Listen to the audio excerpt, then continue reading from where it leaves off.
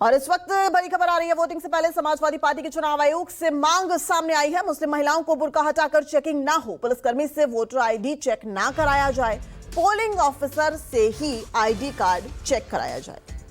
तो लोकसभा चुनाव में इस तरह की शिकायतें बड़ी तादाद में मिली थी और उसी के बाबत अब देखिए समाजवादी पार्टी ने ये चिट्ठी लिखी है और कहा है कि जो मुस्लिम मतदाता है उनका बुर्का हटाकर उनकी चेकिंग ना की जाए, पोलिंग ऑफिसर से ही आईडी कार्ड चेक कराया जाए।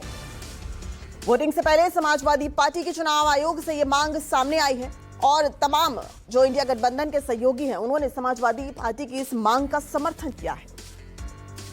आपको बता दें, लोकसभा चुनाव में इस तरह की शिकायतें सामने आई थी जहां पर कुछ कार्यकर्ता और जो कुछ समर्थक थे वो मुस्लिम मतदाताओं के बुर्के हटाकर उनकी चेकिंग कर रहे थे और अब जो समाजवादी पार्टी ने चुनाव आयोग से ये मांग की है कि जितने भी मुस्लिम मतदाता हैं उनका बुर्का हटाकर उनकी चेकिंग ना, और इसके लिए क्या कुछ जरूरी किया जाए ये भी उन्होंने मांग की है। पूरी तैयारियां हैं मतदान के लिए और भारतीय जनता पार्टी 9 की 9 सीटें जीतने जा रहे हैं। वो पूरी तरह से दिग्भ्रमित हैं। संवैधानिक संस्थाओं पर इस प्रकार के प्रश्नवाचक चिन्ह लगाना उनका पुराना सगल रहा है। हम सब नियम कानून से चलेंगे, जो निर्वाचन आयोग के नियम हैं उसी नियमों के तहत मतदान में हम लोग भागीदार हिस्सादार बनेंगे। समाजवादी पार्टी चाहती कि निष्पक्ष चुनाव हो, किसी भी मतदाताओं को डराया ना जाए, उनकी पहचान के नाम पे उनका उत्पीड़न ना किया जाए।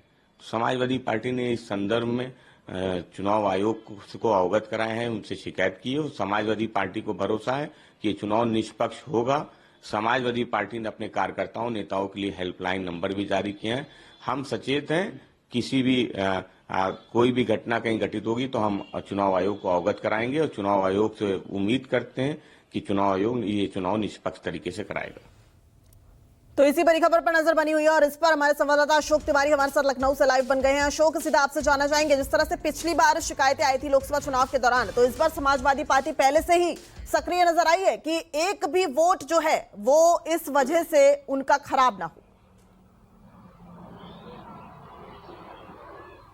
देखिए, दरअसल उत्तर प्रदेश में जिन 9 सीटों पर उपचुनाव हो रहे हैं उस पर समाजवादी पार्टी ने अपनी पूरी ताकत पूरे चुनावी प्रचार के दौरान लगाई है। दूसरी तरफ बीजेपी ने भी इन 9 सीटों को जीतने के लिए पूरी ताकत लगाई है। लेकिन कल देर शाम समाजवादी पार्टी के प्रदेश अध्यक्ष की तरफ से एक पत्र मुख्य निर्वाचन अधिकारी को भेजा गया और उसमें साफ तौर पर यह कहा गया है कि जितने भी पुलिसकर्मी चुनाव ड्यूटी में लगाए जाते हैं वो आमतौर पर लोगों की आईडी चेक करते हैं। लिहाजा इस बार इस बात की सख्त व्यवस्था की जाए कि पुलिसकर्मी किसी भी मतदाता का अपना आईडी कार्ड चेक न करे, यानी कि मतदान के लिए जो एक पहचान पत्र जरूरी होता है उसकी चेकिंग पुलिस की तरफ से न की जाए, क्योंकि पुलिस का काम कानून व्यवस्था को बरकरार रखना है, कानून व्यवस्था की स्थिति पर नजर रखना है, न कि आईडी कार्ड चेक करना। तो ये आरोप समाजवादी पार्टी ने उत्तर प्रदेश की जो पुलिस है उस पर लगाते हुए बाकायदा एक पत्र भी लिखा है। अभी थोड़ी देर पहले समाजवादी पार्टी के एक नेता है, उनसे बात भी हो रही थी। उनका ये कहना था कि तमाम सारी ऐसी जगह हैं जहां पर समाजवादी पार्टी का वोट ज्यादा है, वहां पर जो मतदाता है उनको डराने और धमकाने की कोशिश की जा रही है।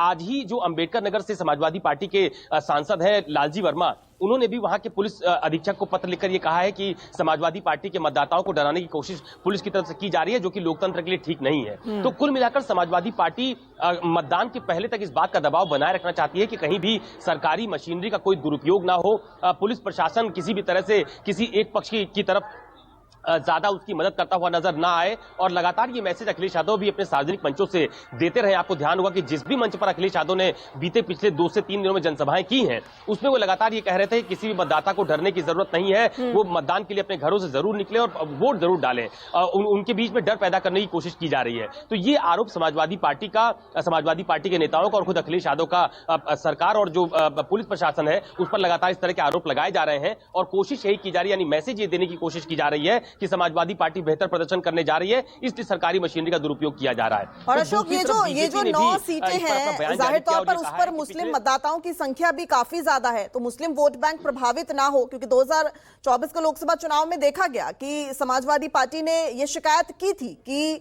जिस तरीके से पुलिस जो है वो मुस्लिम मतदाताओं की, जो महिला मतदाता है उनके बुर्के उठाकर चेकिंग कर रही है और उससे जो महिला मतदाता है वो बिना वोट डाले घर चली गई।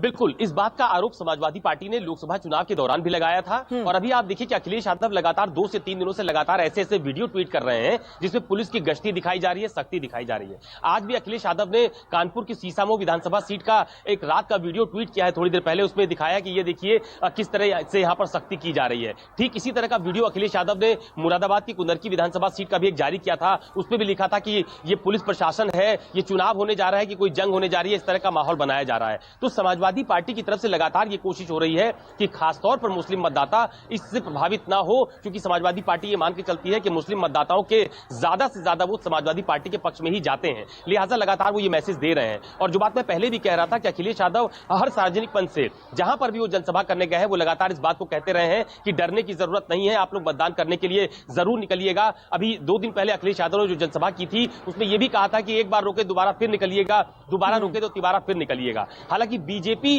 इसको दूसरी तरह से प्रेजेंट कर रही है। बीजेपी की तरफ से यह कहा जा रहा है कि पिछले चुनाव में भी बुर्का पहनकर कई सारी महिलाएं फर्जी मतदान करते हुए पकड़ी गई थी। लिहाजा चुनाव आयोग की तरफ से इस तरह की सख्ती या प्रशासन की तरफ से इस तरह की शक्ति होना ठीक है। समाजवादी पार्टी अपनी पराजय का पल्ला झाड़ने के लिए इस तरह का आरोप लगा रही है। तो देखिए, ये उत्तर प्रदेश के 9 सीटों पर होने वाले चुनाव दोनों ही पार्टियों के लिए प्रतिष्ठा का सवाल है। पूरी जोर आजमाइश की जा रही है। चुनाव प्रचार लेकिन अशोक, निर्वाचन नियमावली क्या कहती है?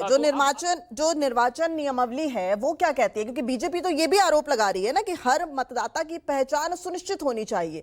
तो क्या इस तरह से महिला मतदाताओं के बुर्के हटाकर क्या इस तरीके से सुनिश्चित की जाएगी क्या, जो बीजेपी आरोप लगा रही है? इससे पहले तो ऐसा कभी देखा नहीं गया।